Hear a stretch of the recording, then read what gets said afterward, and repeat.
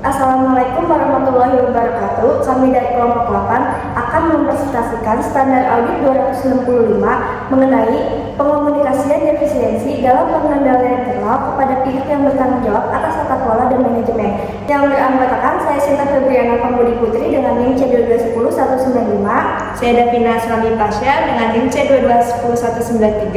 Saya Syadina Salsabila dengan NIM C221006. Ruang lingkup standar audit atau SA ini mengatur tentang tanggung jawab auditor untuk mengkomunikasikan dengan tepat kepada pihak yang bertanggung jawab atas tata kelola dan manajemen tentang defisiensi dalam pengendalian internal yang diidentifikasi oleh auditor dalam audit atas laporan keuangan.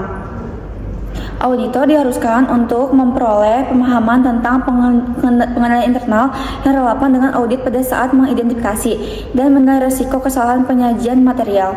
Dalam melakukan penilaian risiko tersebut, audit mempertimbangkan pengendalian internal untuk mendesain prosedur audit yang tepat sesuai dengan kondisi yang bersangkutan, namun bukan untuk tujuan menyatakan opini atas efektivitas pengendalian internal yang bersangkutan.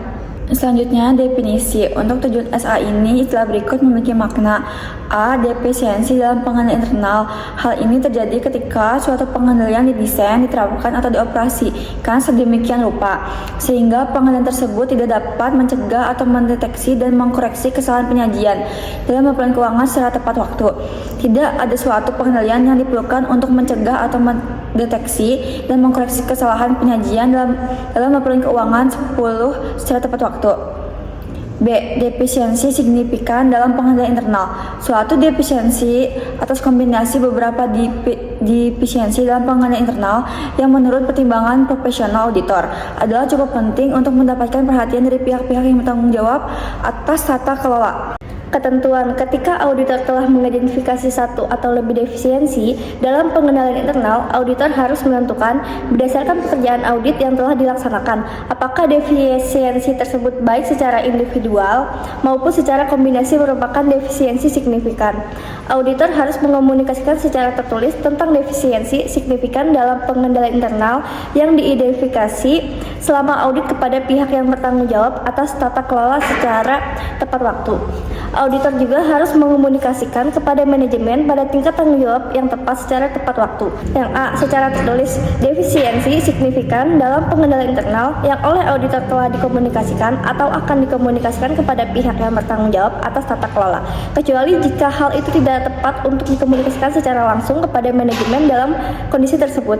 Dan B. Defisiensi lain dalam pengendalian internal yang diidentifikasi selama audit yang belum dikomunikasikan oleh pihak lain kepada manajemen dan yang menurut pertimbangan profesional auditor adalah cukup penting untuk mendapatkan perhatian manajemen.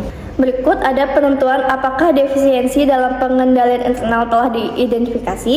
Dalam menentukan apakah auditor telah mengidentifikasi satu atau lebih defisiensi dalam pengendalian internal, auditor dapat membahas fakta-fakta dan kondisi yang relevan dengan audit atau temuannya dengan tingkat manajemen yang tepat.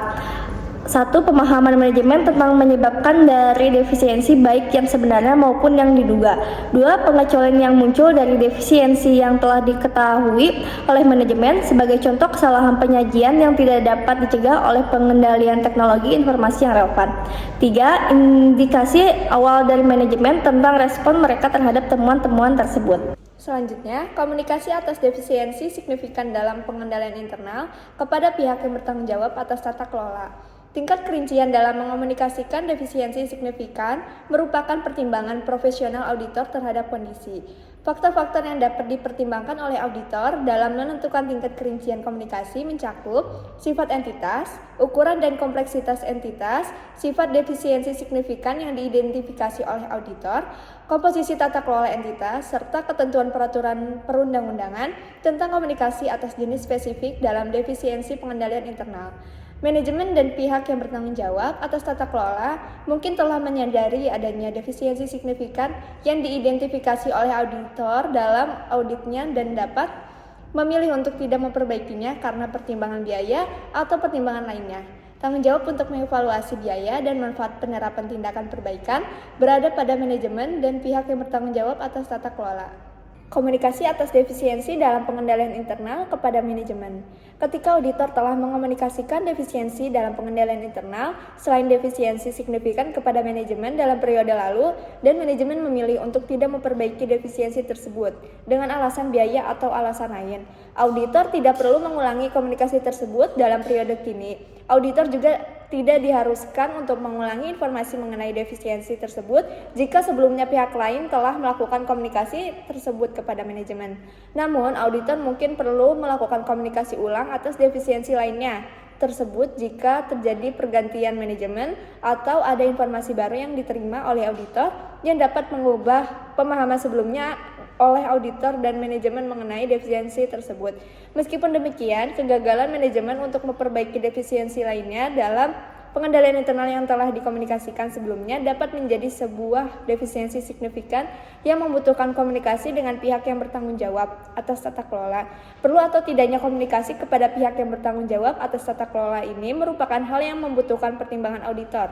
Dalam kondisi tertentu, pihak yang bertanggung jawab atas tata kelola mungkin mengharapkan untuk diberitahu tentang rincian defisiensi lainnya dalam pengendalian internal yang telah dikomunikasikan oleh auditor kepada manajemen, atau diinformasikan secara ringkas mengenai sifat defisiensi lainnya tersebut.